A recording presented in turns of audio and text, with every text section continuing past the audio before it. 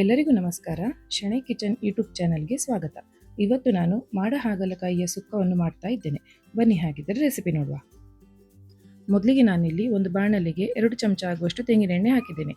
ನೀವು ಯಾವ cooking oil ಸಹ ಯೂಸ್ ಮಾಡ್ಬೋದು. ಎಣ್ಣೆ ಬಿಸಿಯಾದ ಕೂಡಲೇ ಅದಕ್ಕೆ 3 ಚಮಚ ಕೊತ್ತಂಬರಿ, 1 ಚಮಚ ಉದ್ದಿನ ಬೇಳೆ ಹಾಕಿ ಲೋ ಟು ಮೀಡಿಯಂ ಫ್ಲೇಮಲ್ಲಿ ಕೆಂಪಾಗಿ ಹುರಿಬೇಕು.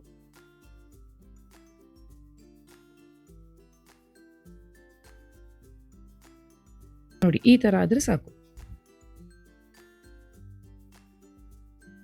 ನೆಕ್ಸ್ಟ್ ಈಗ ಮಸಾಲೆಗೆ ಒಂದು ಮಿಕ್ಸಿ ಜಾರಲ್ಲಿ ಅರ್ಧ ಕಪ್ ಆಗುವಷ್ಟು ತೆಂಗಿನ ತುರಿ, 6 ರಿಂದ 7 ಎಣ್ಣೆಯಲ್ಲಿ ಹುರಿದ ಬ್ಯಾಡಗಿ ಮೆಣಸಿನಕಾಯಿ ಮತ್ತು ಒಂದು ಸಣ್ಣ ತುಂಡು ಹುಳಿ ಹಾಕಿ ಸ್ವಲ್ಪ ನೀರು ಹಾಕಿ ತರಿತರಿಯಾಗಿ ರುಬ್ಬಬೇಕು.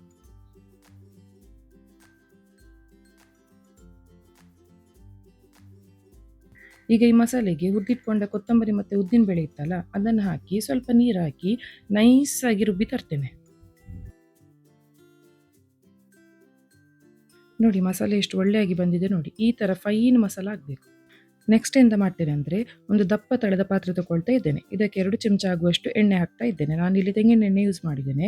ನೀವು ಯಾವ ಕುಕ್ಕಿಂಗ್ ಆಯಿಲ್ ಸಹ ಯೂಸ್ ಮಾಡ್ಬೋದು.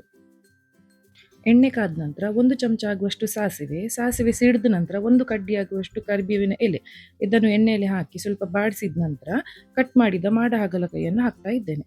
ಇಲ್ಲಿ ನಾನು ಹಾಗಲಕಾಯಿ ಪೀಸನ್ನು ದೊಡ್ಡ ದೊಡ್ಡ ಕ್ಯೂಬ್ ಆಗಿ ಕಟ್ ಮಾಡಿದ್ದೇನೆ. ಇದನ್ನು ಒಗ್ಗರಣೆಯಲ್ಲಿ ಒಳ್ಳೆ ಮಾಡಿ ಮಿಕ್ಸ್ ಮಾಡಿ ಒಂದು ಮುಚ್ಚಳ ಮುಚ್ಚಿ 5 ನಿಮಿಷ ಲೋ ಫ್ಲೇಮಲ್ಲಿ ಬೇಯಿಸ್ಲಿಕ್ಕೆ ಇಡಬೇಕು. 5 ನಿಮಿಷ ಬೇಯಿಸಿದ ನಂತರ ಮುಚ್ಚಳ ತೆಗೆದು ಈಗ ನಾವು ರುಬ್ಬಿಟ್ಕೊಂಡ ಮಸಾಲೆ ಇತ್ತಲ್ಲ, ಅದನ್ನು ಹಾಕಬೇಕು. ಮಸಾಲೆ ಎಲ್ಲ ಹಾಕಿದ ನಂತರ ಒಂದ್ಸತಿ ಒಳ್ಳೆ ಮಾಡಿ ಮಿಕ್ಸ್ ಮಾಡಿ ರುಚಿಗೆ ತಕ್ಕಷ್ಟು ಉಪ್ಪು ಮತ್ತು 1 ತುಂಡು ಬೆಲ್ಲ ಹಾಕಬೇಕು. ಬೆಲ್ಲ ಹಾಕೋದ್ರಿಂದ ಸುಕ್ಕ ಸ್ವೀಟ್ ಆಗ್ತದೆ ಅಂತ ಬೆಲ್ಲವನ್ನು ಸ್ಕಿಪ್ ಮಾಡ್ಲಿಕ್ಕೆ ಹೋಗಬೇಡಿ ಆಯಿತಾ. ಯಾಕಂದರೆ ಸಣ್ಣ ತುಂಡು ಬೆಲ್ಲ ಅಲ್ಲ, ಅದರಿಂದ ಅಷ್ಟೇನು ಸ್ವೀಟ್ ಆಗೋದಿಲ್ಲ, ಬಟ್ ಸುಕ್ಕ ಇನ್ನೂ ಟೇಸ್ಟಿಯಾಗಿ ಬರ್ತದೆ.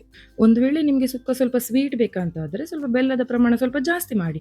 ಇಲ್ಲದಿದ್ದರೆ ನಿಮಗೆ ಖಾರ ಬೇಕಂತಾದರೆ ನಾವು ಮಸಾಲೆ ರುಬ್ಬುವಾಗ 7 ಬ್ಯಾಡಗಿ ಮೆಣಸಿನ್ಕಾಯಿ ಹಾಕಿದ್ವಲ್ಲ, ಅದರೊಟ್ಟಿಗೆ ಒಂದು 4 ಊರ ಮೆಣಸಿನ್ಕಾಯಿ ಸಹ ಹಾಕ್ಬೋದು. ಮಿಕ್ಸಿಯಲ್ಲಿ ಸ್ವಲ್ಪ ಮಸಾಲೆ ಉಳಿದಿರ್ತದಲ್ಲ, ಅದಕ್ಕೊಂದು 2 ಕಪ್ ನೀರು ಹಾಕಿ ಅದನ್ನು ಕ್ಲೀನ್ ಮಾಡಿ ತೊಳೆದು ಆ ನೀರನ್ನು ಈ ಹಾಗಲಕಾಯಿ ಬೇಯಿಸಲಿಕ್ಕೆ ಯೂಸ್ ಮಾಡಬೇಕು. ಲೋ ಫ್ಲೇಮಲ್ಲಿ ಒಂದು 15 ನಿಮಿಷ ಬೇಯಿಸಿದರೆ ಸಾಕು. ಒಂದು ವೇಳೆ ನೀವು ಹಾಕಿದ ನೀರು ಜಾಸ್ತಿಯಾಗಿ ಹಾಗಲಕಾಯಿ ಬೆಂದಿದೆ ಆದರೆ ನೀರು ಇನ್ನೂ ಉಳಿದಿದೆ ಅಂತ ಆದರೆ ಹೈ ಫ್ಲೇಮ್ ಇಡಿ ಮತ್ತು ಈ ಕನ್ಸಿಸ್ಟೆನ್ಸಿಗೆ ತನ್ನಿ. ನೋಡಿ, ನಮ್ಮ ಮಾಡ ಹಾಗಲಕಾಯಿ ಸುಕ್ಕ ಅಥವಾ ಕೊಂಕಣಿಯಲ್ಲಿ ಪಗಿಳೆ ಸುಕ್ಕ ಈಗ ರೆಡಿಯಾಗಿದೆ. ನೀವು ಒಂದ್ಸತಿ ಈ ರೆಸಿಪಿಯನ್ನು ಮನೆಯಲ್ಲಿ ಟ್ರೈ ಮಾಡಿ ಹೇಗೆ ಆಗಿದೆ ಅಂತ ನನಗೆ ಕಮೆಂಟ್ ಬಾಕ್ಸಲ್ಲಿ ತಿಳಿಸಲಿಕ್ಕೆ ಮಾತ್ರ ಮರಿಬೇಡಿ. ಮುಂದಿನ ರೆಸಿಪಿ ಒಟ್ಟಿಗೆ ಮತ್ತೆ ಸಿಗೋಣ. ಧನ್ಯವಾದಗಳು. ಈ ಥರದ ಇನ್ನಷ್ಟು ರೆಸಿಪಿಗಳಿಗಾಗಿ ಶಣೈ ಕಿಚನ್ ಯೂಟ್ಯೂಬ್ ಚಾನಲನ್ನು ಲೈಕ್, ಶೇರ್ ಆ್ಯಂಡ್ ಸಬ್ಸ್ಕ್ರೈಬ್ ಮಾಡಿ.